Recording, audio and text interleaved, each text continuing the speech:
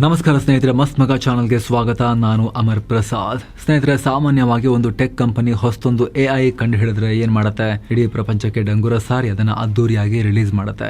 ಜಗತ್ತಿನ ಮೂಲೆ ಮೂಲೆಯಲ್ಲಿರೋ ಜನರಿಗೆ ಅದನ್ನ ಬಳಸೋಕೆ ಅವಕಾಶ ಮಾಡಿಕೊಡುತ್ತೆ. ಆದ್ರೆ ಇತಿಹಾಸದಲ್ಲೇ ಮೊದಲ ಬಾರಿಗೆ ಒಂದು ಪ್ರಖ್ಯಾತ ಕಂಪನಿ ತಾನು ಕಂಡು ಹಿಡಿದ AI ಅನ್ನ ಜಗತ್ತಿಗೆ ಪರಿಚಯಿಸೋಕೆ ರಿಲೀಸ್ ಮಾಡೋಕೆ ಹೆದರ್ತಾ ಇದೆ. ಯಾಕಂದ್ರೆ ಇದು ಕೇವಲ ಹೊಸ ಟೆಕ್ನಾಲಜಿ ಅಲ್ಲ, ಇದೊಂದು red alert.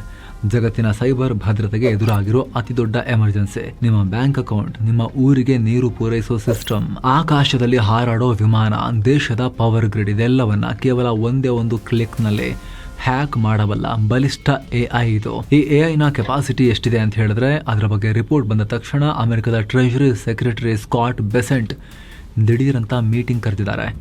Federal Reserve chairman Jerome Powell ಜೊತೆ ಸೇರಿ ಅಮೆರಿಕದ ಟಾಪ್ ಬ್ಯಾಂಕ್ ಸಿಇಒಗಳೊಂದಿಗೆ ತುರ್ತು ಮೀಟಿಂಗ್ ಮಾಡಿದ್ದಾರೆ. ನಾವಿವತ್ತು ಹೇಳ್ತಿರೋದು ಕ್ಲಾಡ್ ಮೆಥೋಸ್ ಬಗ್ಗೆ, ಹೊಸ AI ಬಗ್ಗೆ.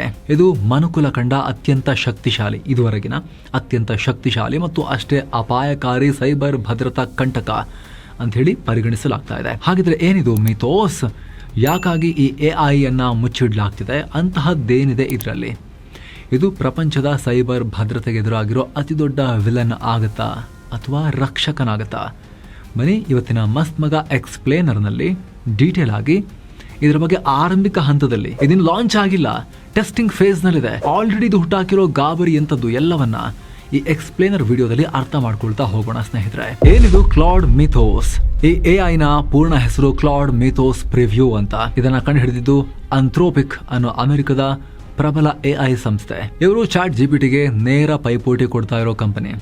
ಈ ಹಿಂದೆ ಕ್ಲಾಡ್ AI ಅನ್ನೋ ವಿಧ್ವಂಸಕ ಏಜೆಂಟಿಕ್ AI ರಿಲೀಸ್ ಮಾಡಿದಾಗ ಇಡೀ ಜಗತ್ತಿನ ಸಾಫ್ಟ್ವೇರ್ ಕಂಪನಿಗಳು, ಔಟ್ಸೋರ್ಸಿಂಗ್ ಕಂಪನಿಗಳೆಲ್ಲ ಅಲುಗಾಡಿದ್ವು. ಓಪನ್ AI ನಿಂದ ಹೊರಬಂದವರೇ ಈ ಕಂಪನಿಯನ್ನ ಕಟ್ಟಿರೋದು ಸ್ನೇಹಿತರೆ.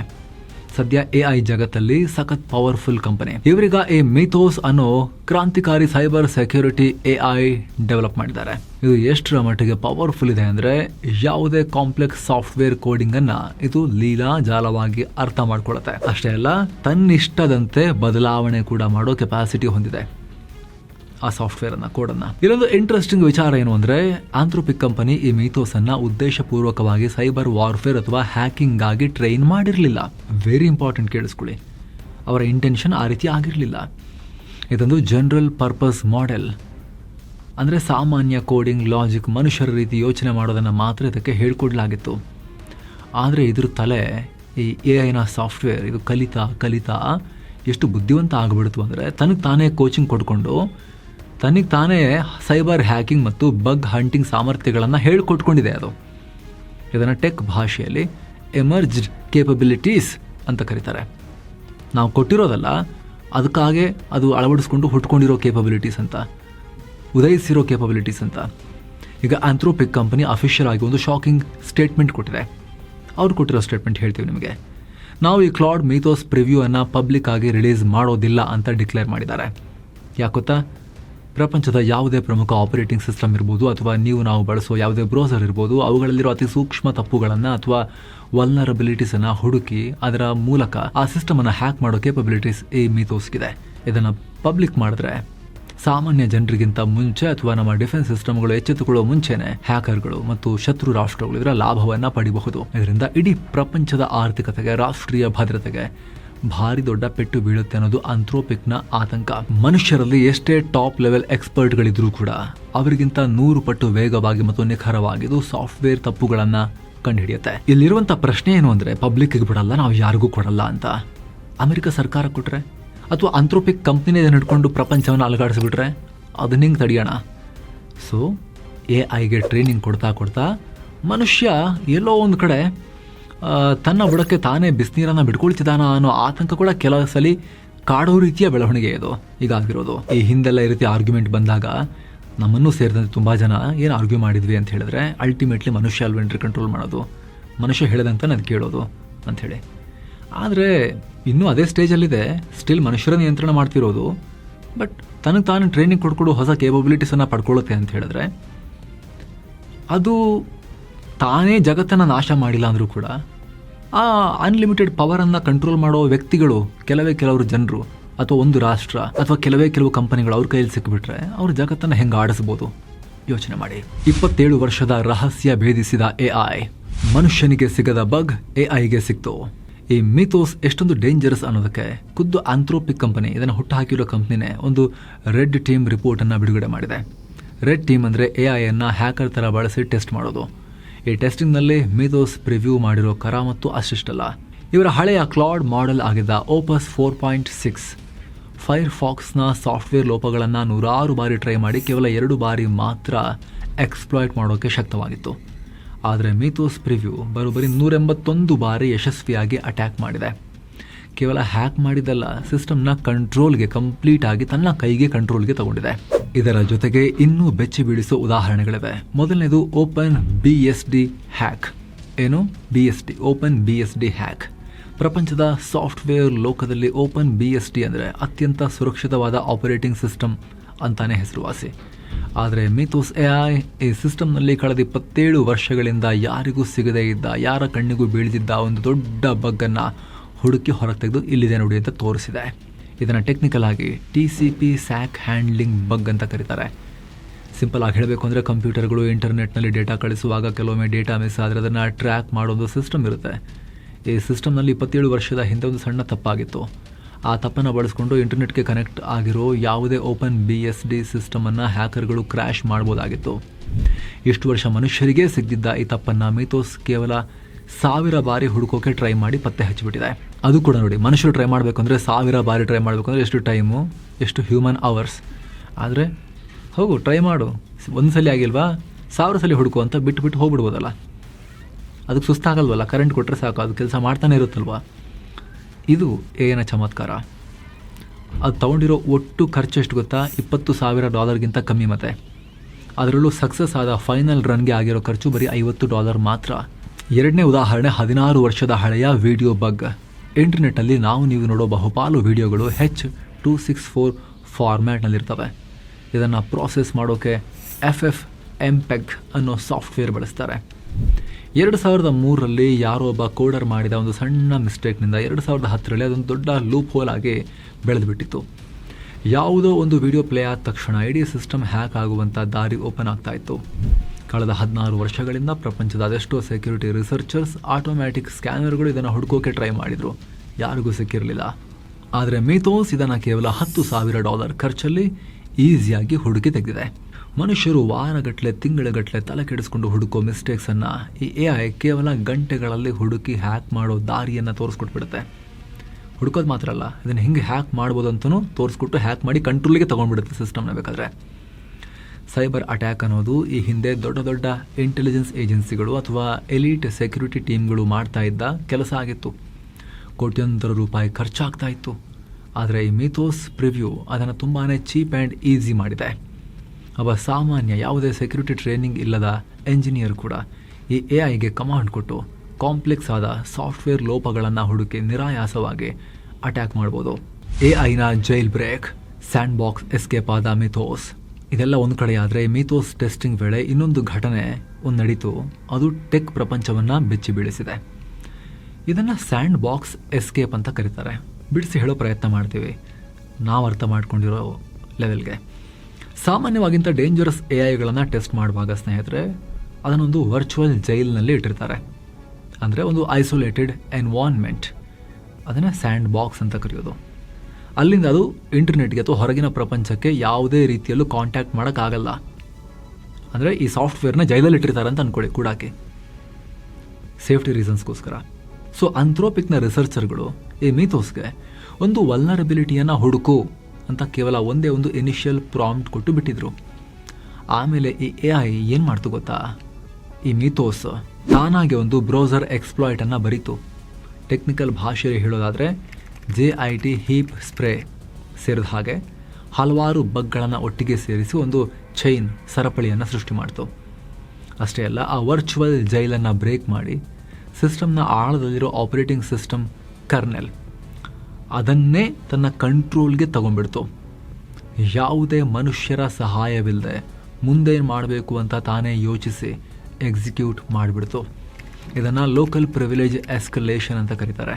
ಇದು ಎಷ್ಟು ಇಂಡಿಪೆಂಡೆಂಟ್ ಆಗಿ ಕೆಲಸ ಮಾಡ್ತಿತ್ತು ಅಂತ ಹೇಳಿದ್ರೆ, ಈ ಟೆಸ್ಟ್ ನಡೀತಾ ಇದ್ದಾಗ ಆಂಥ್ರೋಪಿಕ್ನ ರಿಸರ್ಚರ್ ಒಬ್ಬರು ಪಾರ್ಕ್ನಲ್ಲಿ ಕೂತು ಸ್ಯಾಂಡ್ವಿಚ್ ತಿಂತಾ ಇದ್ರಂತೆ. ಏಕಾಏಕಿ ಅವರ ಫೋನ್ಗೆ ಅಲರ್ಟ್ ಬಂತು, ಮೇಲ್ ಅಲರ್ಟ್.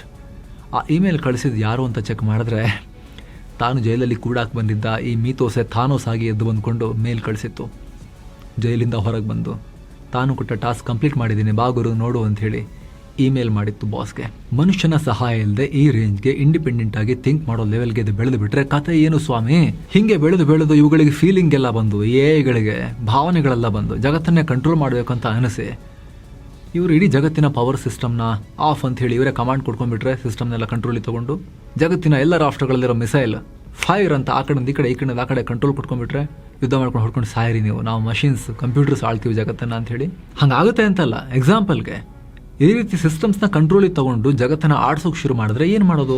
ಕೂಡ ಹಾಕಿ ಬಂದಿರೋ ಸ್ಯಾಂಡ್ ಬಾಕ್ಸಲ್ಲಿರೋ ರಿಸರ್ಚರ್ಗೆ ಟಾಸ್ಕನ್ನು ಕಂಪ್ಲೀಟ್ ಮಾಡಿ ಜೈಲ್ ಬ್ರೇಕ್ ಮಾಡಿ ಹೊರಗೆ ಬಂದು ಟಾಸ್ಕ್ ಆಗಿದೆ ನೀವು ಕೊಟ್ಟಿರೋದು ಬಾ ನೋಡು ಅಂತ ಮೇಲ್ ಮಾಡುತ್ತೆ ಅಂತ ಹೇಳಿದ್ರೆ ಯಾವ ಲೆವೆಲ್ಗೆ ಹೋಗ್ತಾ ಇದೆ ಇದು? ರಕ್ಷಣೆಗಾಗಿ ರಹಸ್ಯ ಪಡೆ, ಏನಿದು ಪ್ರಾಜೆಕ್ಟ್ ಗ್ಲಾಸ್ ವಿಂಗ್. ಹಾಗಿದ್ರೆ ಇಷ್ಟು ಡೇಂಜರಸ್ ಆಗಿರೋ ಈ ಮಾಡೆಲ್ನ ಆಂಥ್ರೋಪಿಕ್ ಕಂಪನಿ ಡಿಲೀಟ್ ಮಾಡ್ತಾ ಇಲ್ಲ, ಬದಲಾಗಿ ಇದನ್ನ ಕೆಟ್ಟವರ ಕೈಗೆ ಸಿಗದಂತೆ ಕಾಪಾಡಿ ಪ್ರಪಂಚದ ರಕ್ಷಣೆಗೆ ಬಳಸೋಕೆ ಒಂದು ಸೀಕ್ರೆಟ್ ಪ್ರಾಜೆಕ್ಟ್ ಅನ್ನು ಶುರು ಮಾಡಿದೆ. ಅವರು ಬಹಳ ಒಳ್ಳೆಯವರು, ನಾವು ಒಳ್ಳೆಯವರು, ಕೆಟ್ಟವ್ರ ಕೈಗೆ ಸಿಗಬಾರ್ದು. ಅದನ್ನು ಜಡ್ಜ್ ಮಾಡೋದು ಹೇಗೆ ಅನ್ನೋದೇ ನಾವು ಅವಾಗ ಕೇಳಿರೋ ಪ್ರಶ್ನೆ. ಇರಲಿ, ಇವ್ರೇನು ಮಾಡ್ತಿದ್ದಾರೆ ನೋಡೋಣ. ಇದರ ಹೆಸರು ಪ್ರಾಜೆಕ್ಟ್ ಗ್ಲಾಸ್ ವಿಂಗ್ ಅಂತ. ಈ ಮೀಥೋಸ್ ಎಷ್ಟರ ಮಟ್ಟಿಗೆ ಪವರ್ಫುಲ್ ಅಂದರೆ ಇದು ಪ್ರಪಂಚದ ಬೆಸ್ಟ್ ಹ್ಯಾಕರ್ಗಳನ್ನು ಮೀರಿಸೋ ತಾಕತ್ತನ್ನು ಹೊಂದಿದೆ. ಹಾಗಾಗಿ ಹ್ಯಾಕರ್ಗಳು ತಮ್ಮ ಕಂಪ್ಯೂಟರ್, ಬ್ಯಾಂಕ್ ಅಥವಾ ಆಸ್ಪತ್ರೆಗಳ ಸರ್ವರ್ಗಳನ್ನು ಹ್ಯಾಕ್ ಮಾಡೋ ಮುನ್ನ ಈ ಮೀಥೋಸನ್ನು ಬಳಸಿ ನಮ್ಮ ಸಿಸ್ಟಮ್ನಲ್ಲಿರೋ ತಪ್ಪುಗಳನ್ನು ನಾವೇ ಹುಡುಕಿ ರಿಪೇರಿ ಮಾಡ್ಕೋಬೇಕು ಅನ್ನೋದು ಈ ಪ್ರಾಜೆಕ್ಟ್ನ ಉದ್ದೇಶ. ಇದಕ್ಕಾಗಿ ಪ್ರಪಂಚದ ಕೇವಲ 11 ಆಯುಧ ಸಂಸ್ಥೆಗಳಿಗೆ ಮಾತ್ರ ಈ ಮೀಥೋಸನ್ನು ನಿಗದಿತ ರೀತಿಯಲ್ಲಿ ಬಳಸೋಕೆ ಆಕ್ಸೆಸ್ ಕೊಟ್ಟಿದ್ದಾರೆ. ಈಗ ಆಂಥ್ರೋಪಿಕ್ ಜೊತೆಗೆ Amazon Web Services, Apple, Broadcom, Cisco, CrowdStrike, Google, JP Morgan Chase, Microsoft, Nvidia, Palo Alto Networks ಮತ್ತು ದ ಲಿನಕ್ಸ್ ಫೌಂಡೇಶನ್ ಈ ಸಂಸ್ಥೆಗಳು ಮಾತ್ರ ಈ ಪ್ರಾಜೆಕ್ಟ್ನಲ್ಲಿವೆ. ರಕ್ಷಣಾ ವ್ಯವಸ್ಥೆಯನ್ನು ಬಲಪಡಿಸೋಕೆ ಆಂಥ್ರೋಪಿಕ್ ಸಂಸ್ಥೆ $100 ಮಿಲಿಯನ್ ಹಣದಲ್ಲಿ ಯೂಸೇಜ್ ಕ್ರೆಡಿಟ್ಸ್ ರೂಪದಲ್ಲಿ ಮೀಸಲಿಟ್ಟಿದೆ. ಹಾಗೆ ಓಪನ್ ಸೋರ್ಸ್ ಸೆಕ್ಯೂರಿಟಿ ಗ್ರೂಪ್ಗಳಿಗೆ $4 ಮಿಲಿಯನ್ ಡೊನೇಷನ್ ಕೂಡ ಕೊಡ್ತಾ ಇದೆ. ಈ ಟಾಪ್ ಕಂಪನಿಗಳು ಮೀಥೋಸ್ ಬಳಸಿ ತಮ್ಮ ಕೋಡ್ಗಳಲ್ಲಿರೋ ಬಗ್ಗಳನ್ನು ಹುಡುಕಿ ಪ್ಯಾಚ್ ಮಾಡ್ಕೊಳ್ತಿವೆ. ಏನೇ ಹೊಸ ತಪ್ಪುಗಳು ಸಿಕ್ಕರೂ ಕೂಡ 90 ದಿನಗಳ ಒಳಗಡೆ ಇಡೀ ಇಂಡಸ್ಟ್ರಿಗೆ ಆ ಮಾಹಿತಿ ಶೇರ್ ಮಾಡಬೇಕು ಅನ್ನೋದು ಈ ಪ್ರಾಜೆಕ್ಟ್ನ ಅಗ್ರಿಮೆಂಟ್.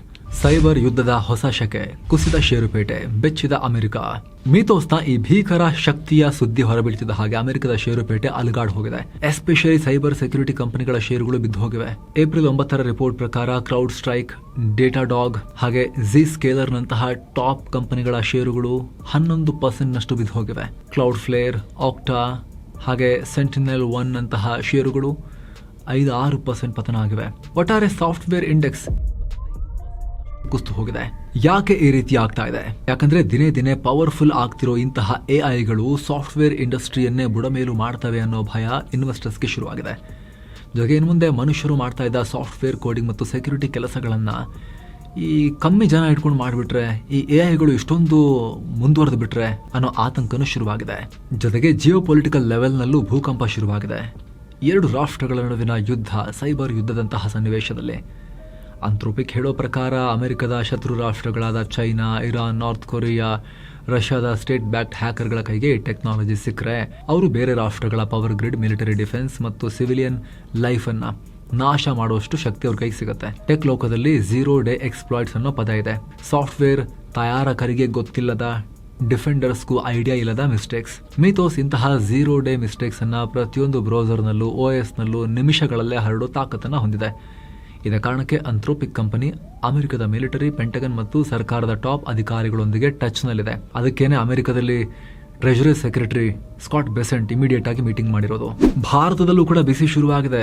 ದಿ ಹಿಂದೂ ಪೇಪರ್ನ ರಿಪೋರ್ಟ್ ಪ್ರಕಾರ ನಮ್ಮ ಭಾರತ ಸರ್ಕಾರ ಹಾಗೂ ಇಡೀ IT ಇಂಡಸ್ಟ್ರಿ ಕೂಡ ಈಗ ಫುಲ್ ಅಲರ್ಟ್ ಆಗಿದ್ದಾರೆ.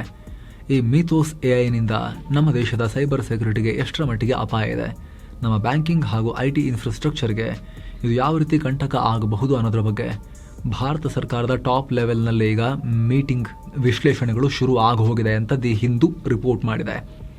ಪ್ರಪಂಚದ ಬಹುತೇಕ ಸಾಫ್ಟ್ವೇರ್ ಮತ್ತು IT ಹಬ್ ಇರೋದು ಭಾರತದಲ್ಲಿ. ಅಂದರೆ ಎಸ್ಪೆಷಲಿ ಸರ್ವಿಸಸ್, ಸಾಫ್ಟ್ವೇರ್ ಸರ್ವಿಸಸ್ ಮತ್ತು ಔಟ್ಸೋರ್ಸಿಂಗ್ ವಿಚಾರಕ್ಕೆ ಸಂಬಂಧಪಟ್ಟಂತೆ.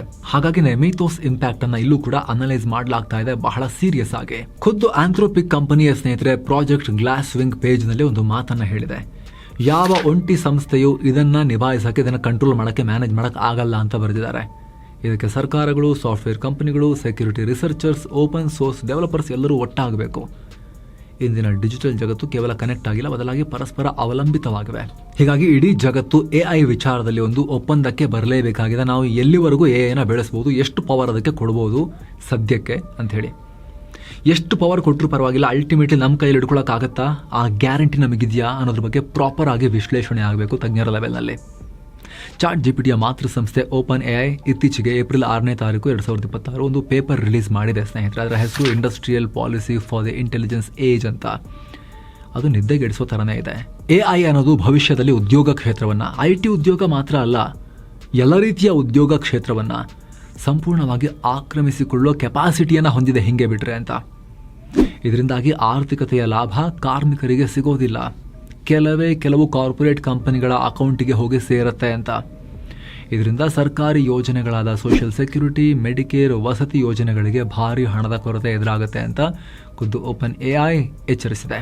ಇದೇ ಕಾರಣಕ್ಕೆ ಓಪನ್ AI ಸರ್ಕಾರಕ್ಕೆ ಕೆಲ ಶಾಕಿಂಗ್ ಪ್ರಪೋಸಲ್ಗಳನ್ನು ಇಟ್ಟಿದೆ. ಮೊದಲನೇದು, ವಾರಕ್ಕೆ ಕೇವಲ 4 ದಿನದ ಕೆಲಸ, ಅಂದರೆ 32 hour ವರ್ಕ್ ವೀಕ್. AIನಿಂದಾಗಿ ಕೆಲಸದ ವೇಗ ಹೆಚ್ಚಾಗೋದ್ರಿಂದ ಜನರಿಗೆ ಸಂಬಳ ಕಡಿತ ಮಾಡದೆ ವಾರಕ್ಕೆ 4 ದಿನ ಮಾತ್ರ ಕೆಲಸ ಮಾಡೋ ಪದ್ಧತಿ ತರಬೇಕು ಅಂತ ಹೇಳಿದೆ. ಎರಡನೇದು, ಪಬ್ಲಿಕ್ ವೆಲ್ತ್ ಫಂಡ್ ಮಾಡಬೇಕು ಅಂತ. AIನಿಂದ ಬರೋ ಲಾಭದ ದೊಡ್ಡ ಪಾಲನ್ನು ನೇರವಾಗಿ ದೇಶದ ಪ್ರತಿಯೊಬ್ಬ ಪ್ರಜೆಗೂ ಈ ಫಂಡ್ ಮಾಡಿಬಿಟ್ಟು ಹಂಚಬೇಕು. ಜನರಿಗೆ ಇನ್ಕಮ್ ಇರಲ್ಲ ಟ್ಯಾಕ್ಸ್ ವಸೂಲಿ ಮಾಡೋಕ್ಕೆ, ಎಲ್ಲ ಒಂದೇ ಕಡೆ ಹೋಗ್ತಿರುತ್ತೆ ಕೆಲ ಕಂಪನಿಗಳಿಗೆ ಮಾತ್ರ. ಆ ಕಂಪನಿಗಳಿಗೆ ಜಾಸ್ತಿ ಟ್ಯಾಕ್ಸ್ ಹಾಕಿಬಿಟ್ಟು ದುಡ್ಡನ್ನು ಅದನ್ನು ತಗೋಬೇಕು, ಜನರಿಗೆ ಬಳಸಬೇಕು ಅಂತ.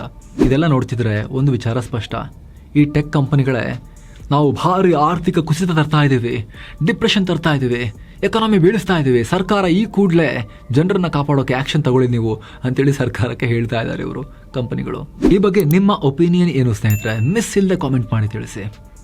ನಮ್ಮ ಈ ವರದಿ ನಿಮಗೆ ಇಷ್ಟ ಆಗಿದ್ರೆ ಇದನ್ನು ಪ್ರತಿಯೊಬ್ಬರಿಗೂ ಶೇರ್ ಮಾಡಿ. ಈ ನಾಲೆಜನ್ನು, ಮಾಹಿತಿಯನ್ನು, ಅವೇರ್ನೆಸ್ಸನ್ನು ಮೂಡಿಸೋಕೆ ಹೆಲ್ಪ್ ಮಾಡ್ಬೋದು ನೀವು. ಹಾಗೆ ಸ್ನೇಹಿತರೆ, ವಿಡಿಯೋ ಕೆಳಗಡೆ ಇರೋ ಜಾಯಿನ್ ಬಟನ್ ಮೂಲಕ ಆಸಕ್ತ ವೀಕ್ಷಕರು ಮಸ್ತ್ ಮಗ ಪ್ರೀಮಿಯಂ ಮೆಂಬರ್ಶಿಪ್ ಸೇರ್ಬೋದು. ಎಲ್ಲ ಮೆಂಬರ್ ಓನ್ಲಿ ವೀಡಿಯೋಸನ್ನು ನೋಡೋಕೆ ಶುರು ಮಾಡ್ಬೋದು. ಎಲ್ಲಕ್ಕಿಂತ ಹೆಚ್ಚಾಗಿ ನಿಮ್ಮ ಒಂದೊಂದು ಮೆಂಬರ್ಶಿಪ್ ಕೂಡ ನಮ್ಮ ತಂಡಕ್ಕೆ ನೀವು ಕೂಡ ಅತಿ ದೊಡ್ಡ ಬೆಂಬಲ. ಆಸಕ್ತರು ಚೆಕ್ ಮಾಡಿ. ಮತ್ತೆ ಭೇಟಿ ಆಗ್ತಿರೋಣ. ನಮಸ್ಕಾರ.